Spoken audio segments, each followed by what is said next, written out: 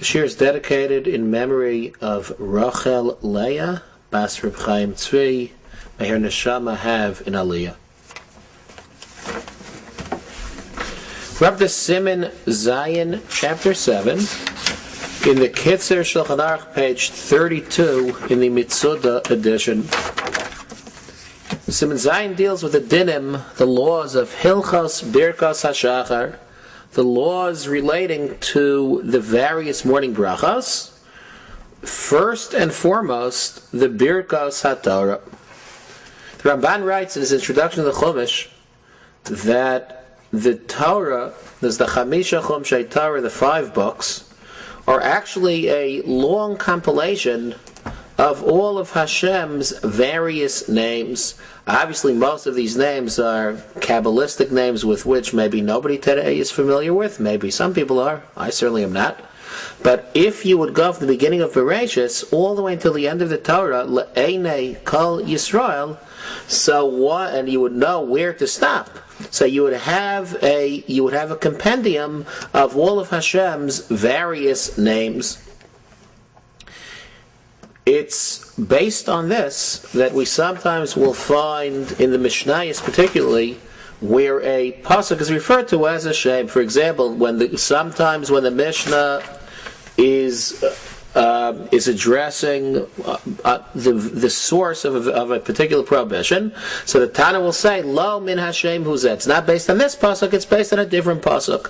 But the pasuk, the verse, is referred to as a shem because the Torah is a compilation of all of Hashem's various names. And it's based on this that the Talmud Maseches Brachos derives the second of our Torah mandated brachos. That's most of the brachos, as we've mentioned many times, were established by the rabbis, going back a lot of years ago, not new rabbis, but Yidachek Hagdalah, the men of the Great Assembly, and other Chachamim going back to most of the time, certainly post-biblical, and many times even, I forget that. As we've mentioned on many occasions, most of our brachas are post-biblical, don't appear in the Chumash. As most were established by the rabbis, albeit rabbis going back centuries and centuries and millennia, but rabbinic nonetheless. The two exceptions are benching, Birkas Hamazon, grace after meals, in which if one is satiated, one is required to recite the benching, to recite the grace, the source being an explicit pasuk in the Torah, V'achalta v'savata uverachta. And secondly, somewhat less famous, the daily brachas that we recite on Torah study. So the Chumash tells us in Parshas Hazino, Ki Shem Hashem Ekra, declares Moshe Rabbeinu, when I call out Hashem's name, ascribe greatness to him. Havu Godel Leilokenu. It's based on this, as the Talmud in Maseches Brachos, that we derive that one is required to recite Birkas HaTorah, blessings prior to Torah study. How in the world does Ki Shem Hashem Ekra have anything to do with Torah study?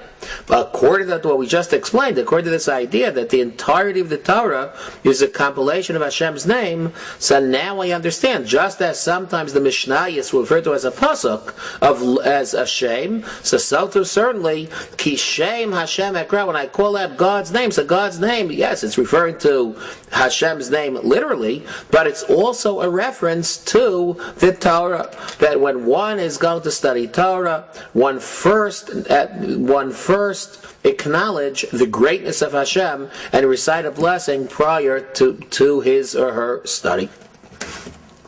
It's based on this idea that we have a couple of customs. That's traditionally in most of our communities, when the Torah scroll is removed from the Aron Kodesh, so most recite Gadlu Lashem Iti, that's elevate or the name of Hashem together with me. That's the emphasis being on the Shmo. that since we're taking out the Torah, which is God's name, it's only appropriate Galul Hashem iti Uniramima, and exalt and elevate Shemo, his name, the focus on the name. When he put the Sefer Torah back, Yalu, that's Es Shem Hashem.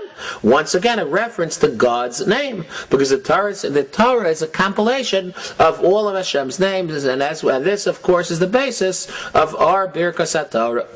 Everything we do has a reason. Even the texts of the brachos were not randomly chosen, but rather, if you count the number of words and the blessings combined before and after the Torah reading, when one receives an aliyah, so before the reading, after reciting Baruch Hashem Amvarach, which we're not going to count, so the man then says, the one who has received the honor then says, Baruch HaTorah Hashem Elokeinu melech haolam Shebach ha'arbanu mikol ha'amim v'nasan lanu es Toraso Baruch HaTorah Hashem Nosein HaTorah.